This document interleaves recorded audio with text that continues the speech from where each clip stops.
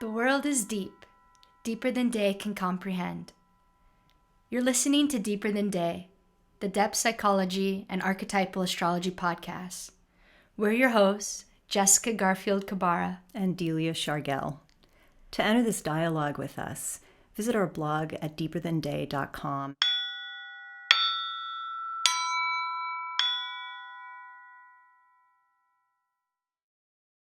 Hey everyone, today is May 21st, 2017, and this is a really special episode of Deeper Than Day because Delia and I are here together in the flesh and blood. Live in person together.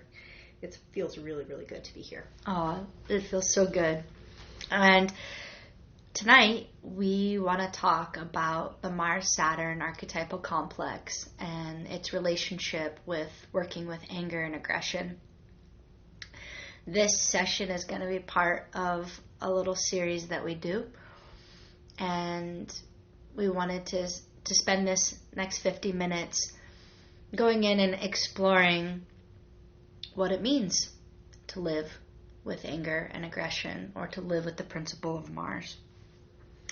Yeah, I mean, Mars is, thinking about Mars in terms of our aggression and our anger is really powerful. And one of the things that I appreciate about thinking about Mars archetypally when I'm working with patients therapeutically is talking about the idea that, you know, the impulse, like just to exist, to be, to do, comes across in a very pure and fundamental way.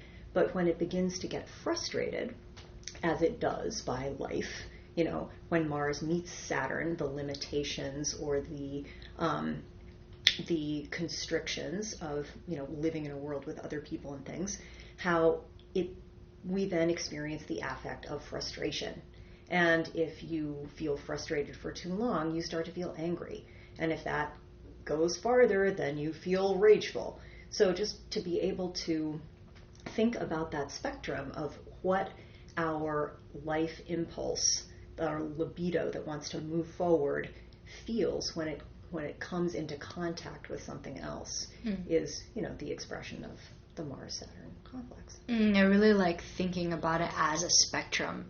I feel like thinking about it as a spectrum enhances my ability to relate to the different multivalent expressions, and that it's a continuity, there's a continuum to the archetype itself and the different levels that it can come through on.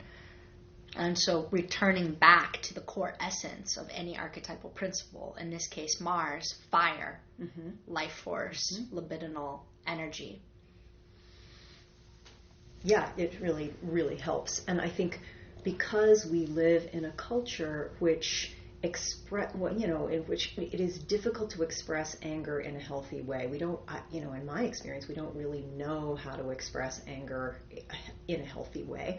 So bringing it back to that kind of original Mars impulse helps us get in touch with exactly how to begin to do that. Yeah, I was really thinking about this the other day, and our relationship with anger in our culture here in America, and I was really feeling into how there's not really safe containers for us to express our anger in our relationships, our intimate relationships, our relationships with our coworkers and colleagues, with our friends, our family. And so often we're actually a fairly conflict-avoidant culture when it comes to interpersonal dynamics. We tend to be much more passive-aggressive. We tend to really kind of shove down those feelings of anger, of sadness, of rage, of hatred. And what it ends up doing is it creates a certain toxic hyper-masculinity of war. You know, our aggression shows up on a global scale where we go to war at any moment that we feel at all insecure or threatened in any way, and it's often ideological. So rarely is it actually founded on a direct physical threat to our survival or our well-being, and how quickly we see rage and anger come out in driving. It's like when we're having this experience of feeling powerful because we're behind the wheel, and we're also feeling separated from other people around us. It's like, oh, that's a really sanctioned place, for us to get angry. Or the fact that we live in a culture where domestic violence is rampant. Estimates say that 1 in 4 women experience domestic violence in their life. Men too, of course. And the fact that we live in a rape culture.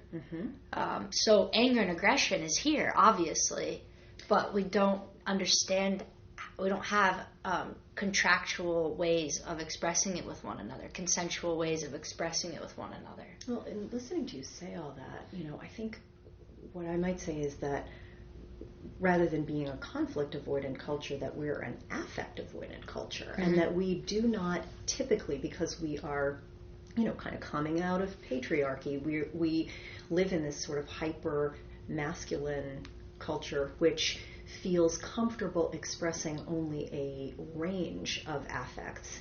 And because this, past century has been really obsessed with power and control and dominance, a lot of that range has to do with expressing power over the other.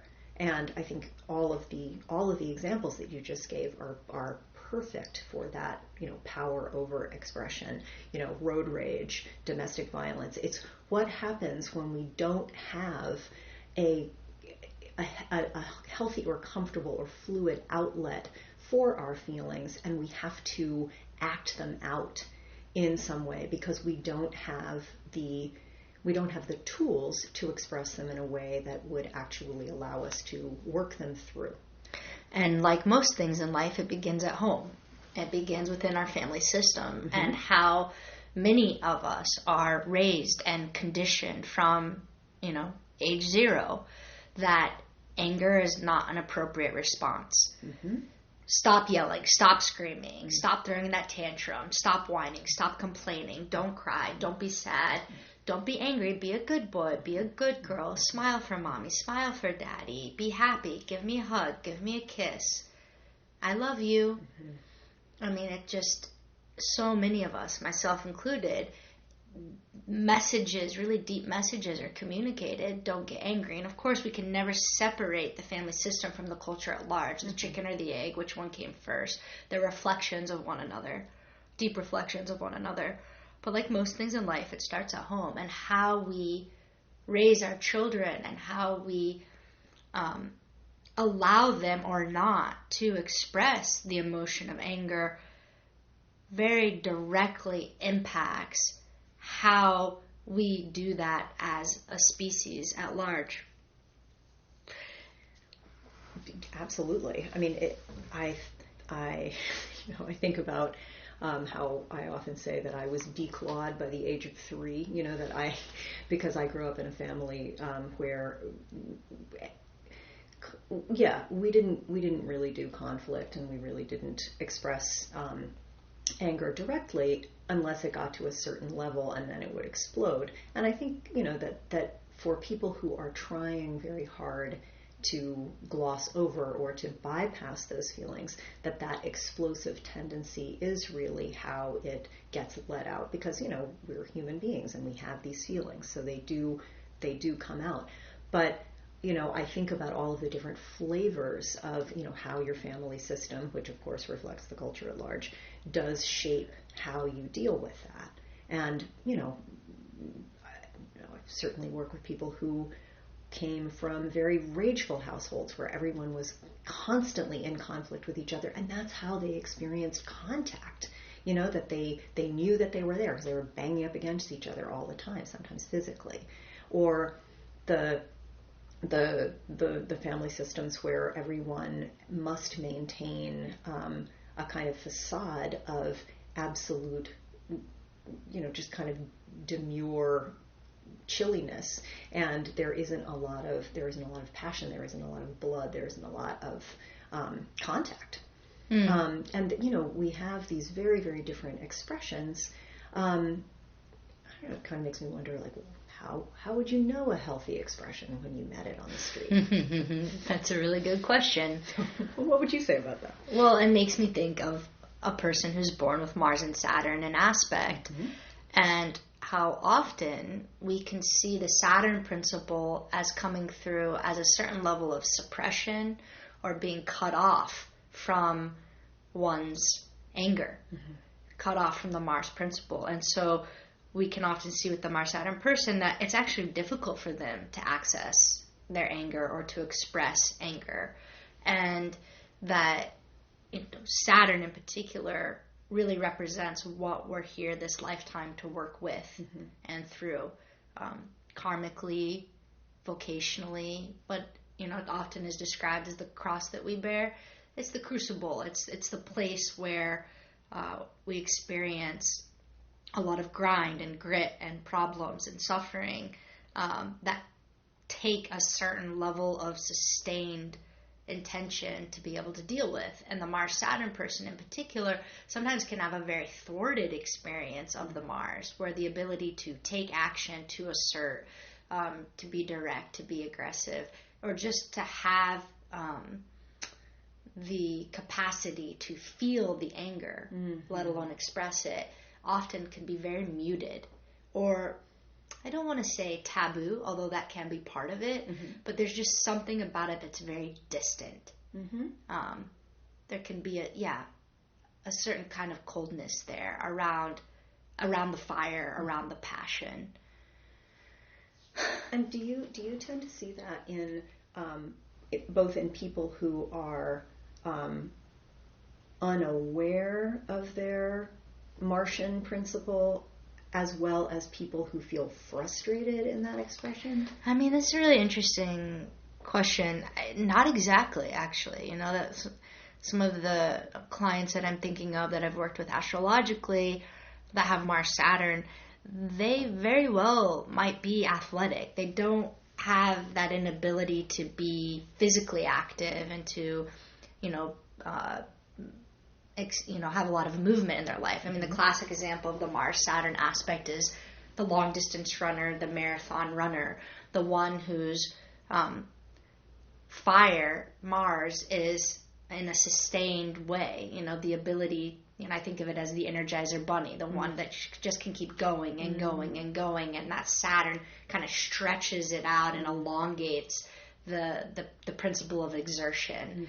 And yet those people often, like for example, marathon running isn't really so competitive. You're mainly competing with yourself.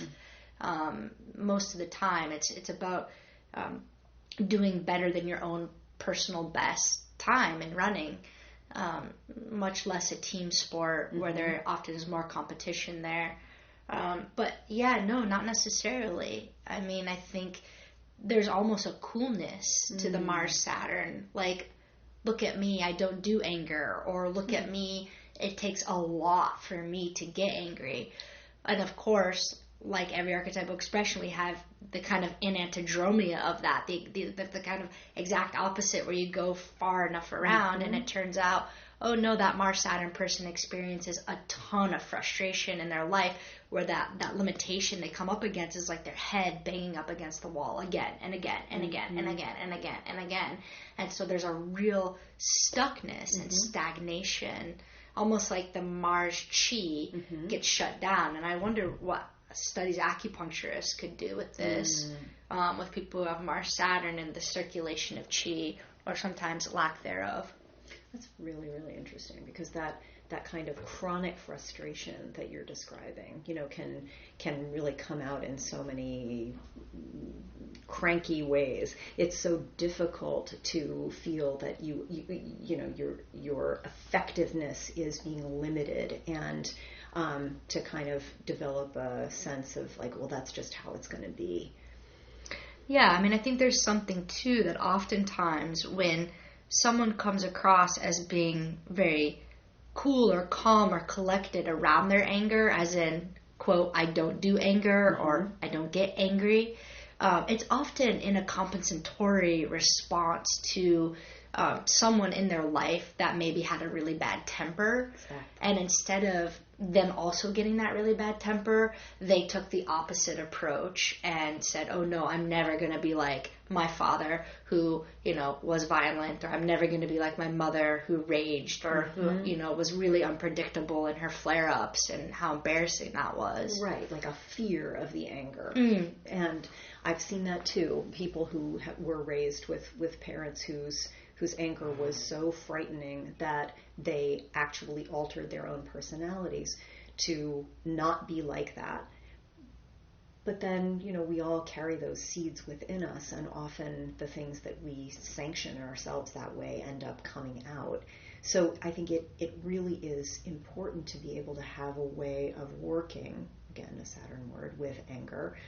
And, maybe we can talk a little bit about how to be able to channel those feelings, because we're all limited by the society that we live in. We want to be in a civilized world, and we don't just want to be spraying this unmetabolized aggression all over anybody, like shooting people on the road because they cut us off in traffic. Like, that's very bad form.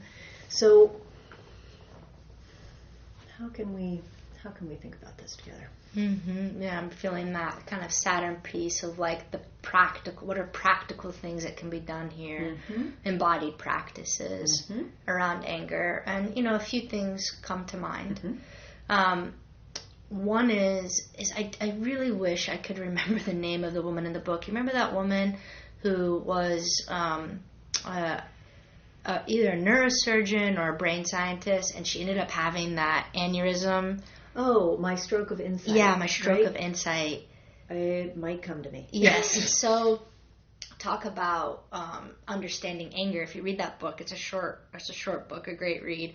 She talks about, from her perspective, of what it's like when a part of your brain shuts down, where you no longer have the capacity to understand linear time.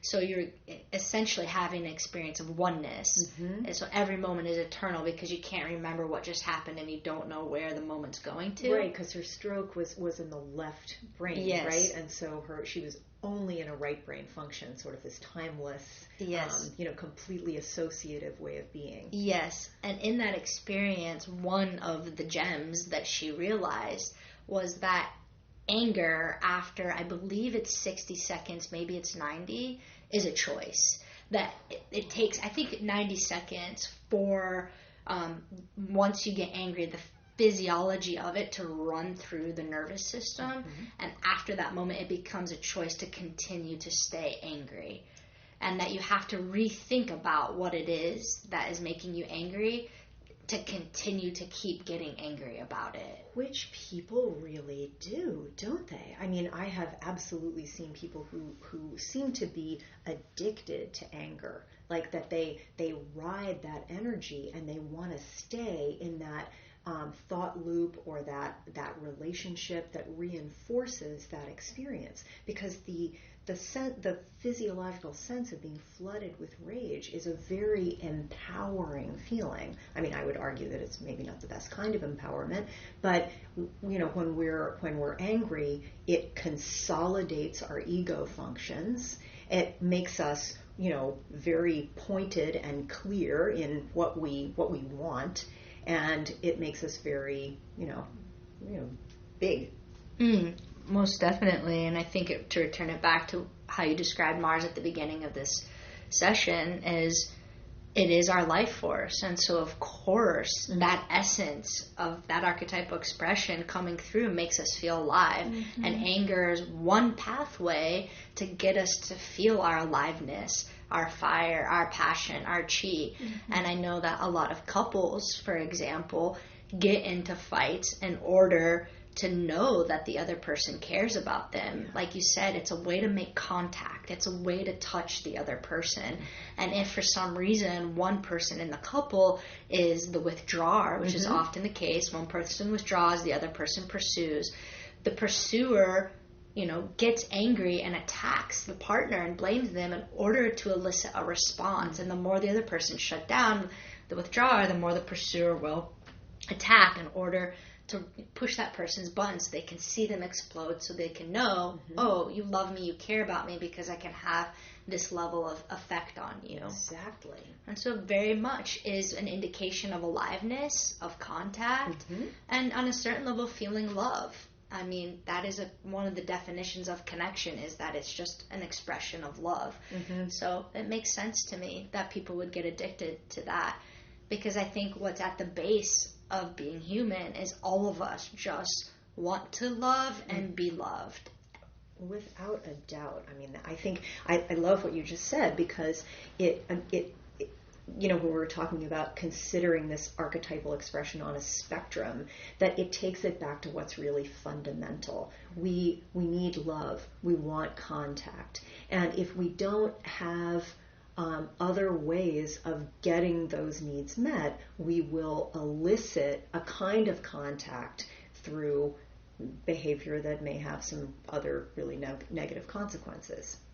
Like, you know, the hostile dependent couple who are constantly locked in this battle of fighting and fighting and fighting, just because they need to feel connected, but it's a little too scary to feel soft and intimately close. Well, that's why I think, you know, we often talk about, like, what are your love languages, you know, particularly as a couple, like, oh, what, each person has their own love language. You know, one person might really express love through getting a gift. Another person might really express love through, you know, doing the laundry, or, you know, the partner comes home and look, the whole house is clean. That's a way of expressing love, and they may never get the other person a present or take them out on dates, and the other person is going, why don't you ever do anything romantic? And the person's like, are you crazy? I clean the whole house for you.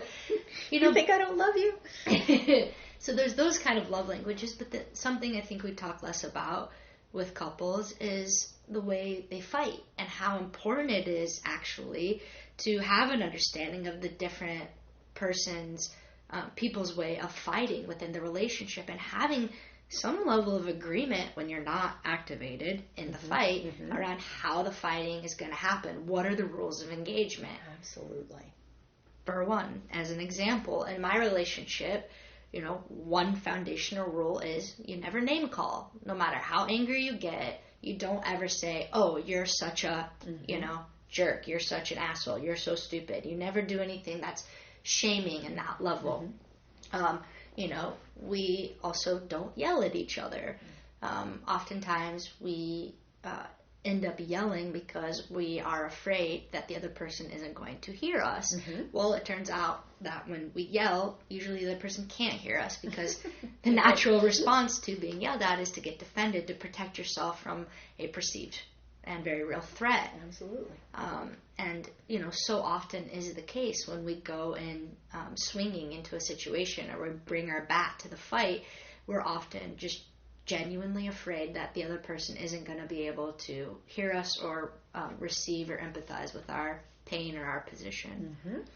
So just, you know, basic ground rules there, you know, and then I think there are more ground rules that are very specific to the individuals in the relationship.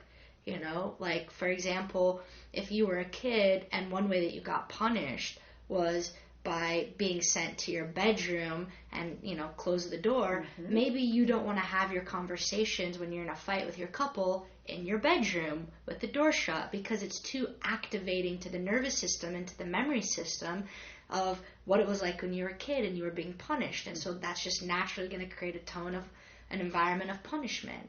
And these are very case-specific things that we can become attuned to in the other person to make the most conducive, safe environment to process the anger. I think that's really wise. And, you know, what you're saying, these, you know, case-specific examples, to know yourself and, you know, to seek to know your partner so that you can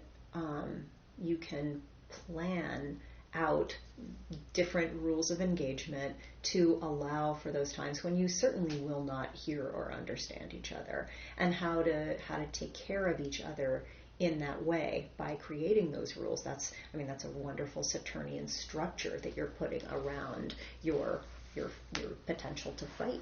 And that's one of the amazing things about Saturn, is that these ground rules that we consensually agree upon, where it's mutual, it creates the safe container, the positive Saturn, to hold whatever it is that needs to be metabolized and processed through. And that when we don't take the time to get to know ourselves and the other person and create these ground rules, Saturn often comes through in a way that's more destructive and harming, like coming through as shaming the other person, which just shuts down the whole process. I mean, because the truth of the matter is, those that we're most intimate with, we know best how to hurt those people. And so the people that we're closest to, that we can get into fights with, we actually have to be more delicate with, because it becomes difficult at a certain point in a relationship to repair certain types of wounding that is inflicted upon one person to the other in the relationship, because you can very easily take that, your partner's core wounds and traumas, and use it against them in the fight when you feel like you need to be right or bigger or better and dominate and control the other person. And so that's another ground rule in our relationship, is we don't take the other person's core wounds and use it against them in the fight. Good. I mean, really. I mean, you're naming another important point, that sense of being right or righteous anger, which people. Yeah, I mean that feeling can be so possessive, and that people can be really, really addicted to being right. You've often heard people say, would you rather be right or would you rather be happy? And when it's possible to let go of that attachment to being right, then we don't have to resort to that kind of consistent shaming and belittling in order to make sure that we get our way and we show up the most vulnerable and unlikable things in our partners. So, I really love that you have consistently and consciously set these rules of engagement, and I think that's a great thing for people to practice, especially as they understand what some of their deeper relational needs are, so that they can set those rules more. They can calibrate them more finely. I like that, calibrate. Yeah, there is that piece around Saturn that has a lot to do with calibration and refinement, honing, grounding, distilling. Right. And I think another good Saturnian word is containment. Understanding how we can hold what we're feeling. Like, if we're really giving ourselves an opportunity to feel what we feel and allow that to be metabolized into language, then we're able to communicate it much more easily to the other person. And that process of containing that we do with ourselves or in therapy really does take some of the the fiery impulse of just action, down in a more Saturnian way, so that we can actually contemplate what it is that triggered us or made us angry, or that we have to get that across to the other person. Yes, this brings up a couple things for me, which is, often the safer we feel in a relationship, that we can trust that the other person is good, is going to stay, cares about us, and actually allows us to experience, to feel the anger and to express it in a more healthy way, particularly when those ground rules of safety are in place. And so what begins to happen is we learn to stay connected during the experience of the anger, because usually when we get angry, there is disconnection. We either want to flee, right? Fight or flight. We want to flee the situation. We want to run out that door as fast as possible. Or we want to attack the other person and fight out of a survival need, to be right, and to make the other person wrong. And both of those are forms of disconnection. And so a lot of what I've had to work with in my relationship is staying connected in the fight. Miraculously, after almost 4 years of doing this, I can get to the point now where I can actually fully feel my anger toward my partner and still say I love you, and like hold his hand and be like I love you, you know, and we hold hands and we can have the fight. And at the same time, I also want to say that there's tremendous value in having that impassioned fight. You know, it's by no means like, oh, I'm angry. Oh, yes. You know, it's not, you can still feel me. I'm angry. I'm hurt. Like, you can still feel the emotion behind what I'm saying and the expression of the naming it.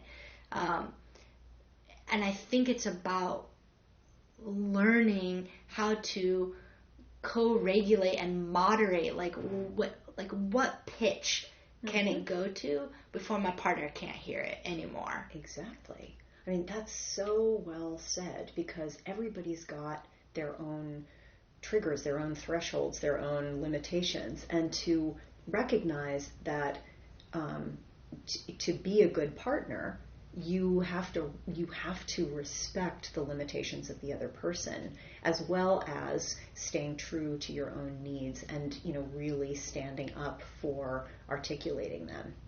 Yeah, and I think that when, let's say let's say I have the experience of my partner's limitation frustrating me because I want the fight to continue or to deepen, to then even stay on that edge and name that, be like, I am really frustrated right now by the limitation here of us not being able to go forward. You know, and I really feel this, and continuing to name what that edge is, you know, instead of either shutting the process down or, again, overstepping and yelling and blaming and shaming the other person. And it's really tricky because when we're activated, it can be hard to maintain that thinking function. It can be almost impossible. And I think that this is one of the things that people, you know, kind of need to hear again and again and again in a psychoeducational way, that you know, when our limbic system is activated and we go into that fight or flight response, then the prefrontal cortex shuts down, the part of us that can find the language, that can rationally understand how to negotiate, that we get primitive. And, you know, I think so much of it is about finding ways to, you know, to stay out of that place when we can, or to be really, really compassionate with ourselves when we go into it so that we can recover more quickly. Because it's really painful. And the feeling of disconnection that you're describing is almost universal. Like, you know, we do disconnect, and that can really cause wounds, especially in partner relationships, but in other relationships as well. You know, I think the different forms of, you know, the different practices of learning how to respond non-defensively, like nonviolent communication or the T group process that I practiced when I was in graduate school, that kind of you know, like staying with the experience of getting reflections that you may not want to hear, but trying to maintain a kind of curiosity about the other person's experience, and, you know, working with your own tendency to take that personally and take it into your own story or your own complex, so that you then, you know, just kind of go to that belief, that old Saturnian chestnut of like, it always goes like this. This is going to happen to me again, what I fear most, which has already happened. Yeah, and as you say that, it makes me think of the part of Saturn-Mars where Saturn can come, you know, it's like we're talking about what's a mature way to be with anger or conflict or aggression in our relationships. And one of the other kind of pitfalls of Saturn sometimes can be that it's the very adult place in ourselves. And sometimes if that adult place hasn't actually gone through all the stages of development, of growth that, you know, a child would take to become an adolescent into an adulthood, that sometimes it actually can be, I don't want to say a hollow maturity, but a less earned maturity. And so part of the problem there is we can gloss over the experiences of the messiness or avoiding the mistakes of what might happen if we get into a fight, that we don't actually ever learn to develop that capacity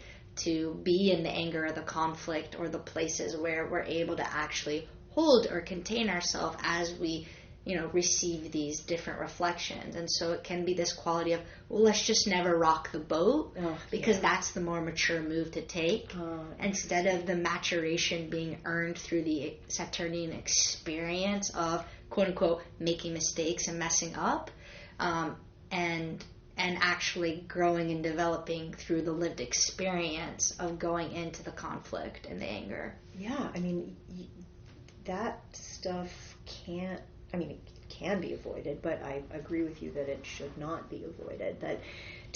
Because by avoiding that, we tend to abandon ourselves as well as the other person if we're not actually owning what we're feeling and what we're experiencing and having the courage to communicate it to the other person. Then it ends up creating a very lonely dynamic. Most definitely. And that's where it's like anger and fighting are really healthy. They're healthy things to do. And so how do we begin to rethink how to be with around anger and conflict, because they are necessary. Like you said earlier, we are these human beings and we run up against each other.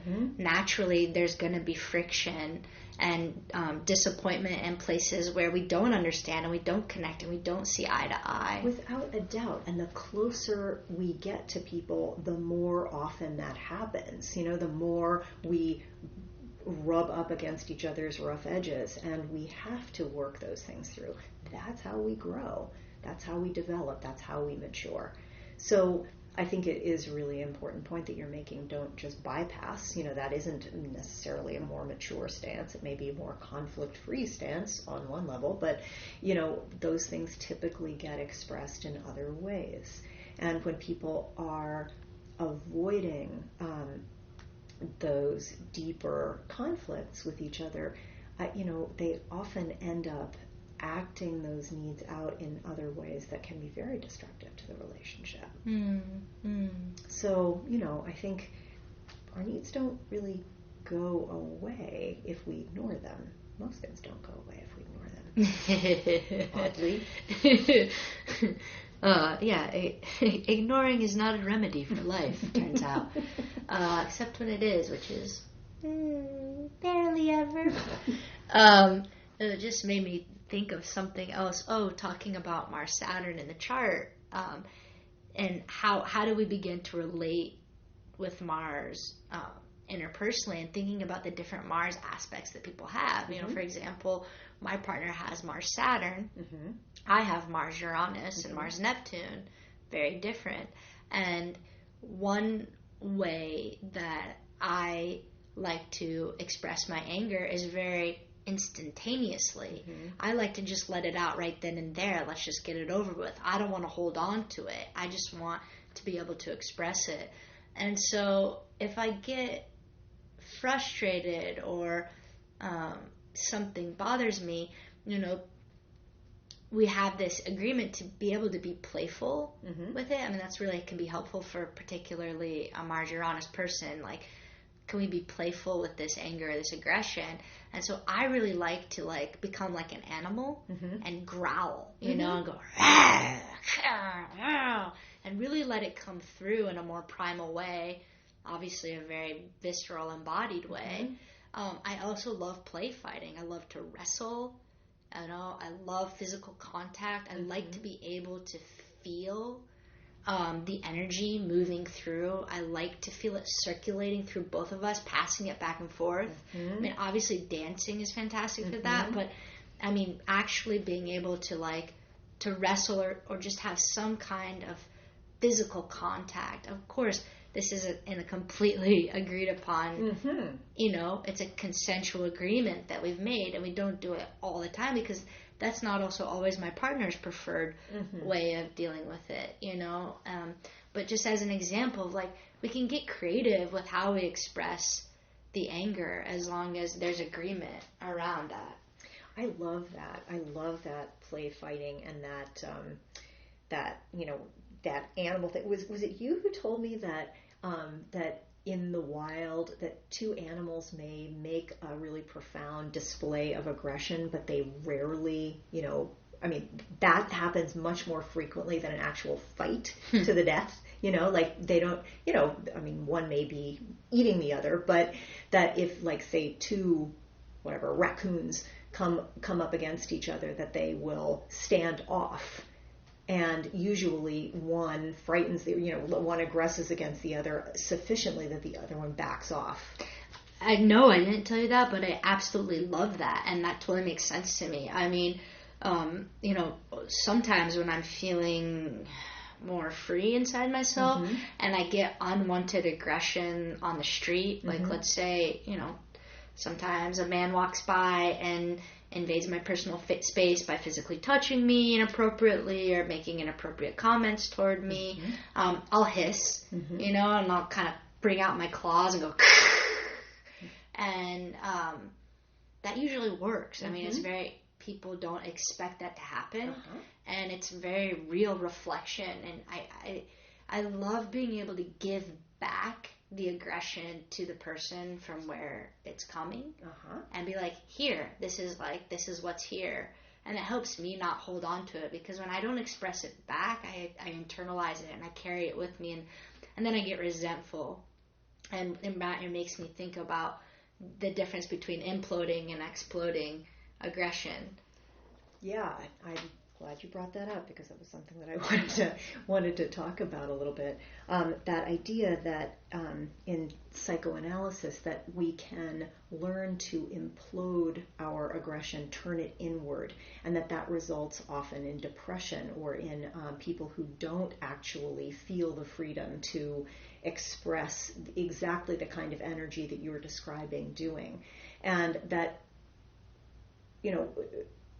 to work with that and kind of bring that buried aggression back out, which, can come out toward the therapist. If the therapist, is trained in that way, they can handle it and receive that kind of aggression as the aliveness that it in fact is, which then helps people reclaim and recover that kind of squashed or depressed aggression.